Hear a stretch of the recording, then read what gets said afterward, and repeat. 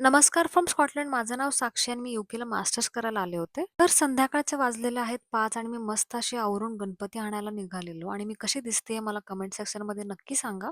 स्थापना आम्ही माझ्या फ्लॅटला नाही तर फ्रेंडच्या फ्लॅटला करायची ठरवली आणि गणपती आम्ही आज म्हणजे 1 दिवस आधी आणायचं ठरवलं कारण उद्या सगळ्यांच्या ऑफिसेस आणि शिफ्ट्समुळे प्रॉपर मुहूर्ताप्रमाणे जमलं नसतं म्हणून. असो मी त्यांच्या घरी पोहोचलो आणि आम्ही लगेच निघालो कारण इथले शॉप सगळे लिटरली 7:00लाच बंद होतात आणि अचानक जोरात पाऊस चालू झाला आणि त्या मोमेंटला मला लिटरली वाटलं की मी इंडियामध्येच आहे. मनात लगेच फ्लॅशबॅक आलं मागच्या वर्षी याच दिवशी घरी सगळे मिळून सजावट करत होतो. म्हणजे ते सगळं ॲटमॉस्फिअरच वेगळं होतं. इथे स्कॉटलंडमध्ये ते सगळं खूप जास्त मिस होतंय. गणपती म्हणजे फक्त उत्सव नाही, तर घरचे लोकं, त्यांचं प्रेम जे काहीच रिप्लेस होऊ शकत नाही. आणि इतकं वाईट वाटायचं कारण म्हणजे मी घरापासून फर्स्ट टाईम असा हा उत्सव साजरा करत होतो. पण दुसऱ्या बाजूला आय फेल्ट प्राउड आणि हॅपी की सातासमुद्र पार असलो तरीही आपण आपल्या बाप्पाला ते स्कॉटलंडमध्ये बसवतोय with full heart and love.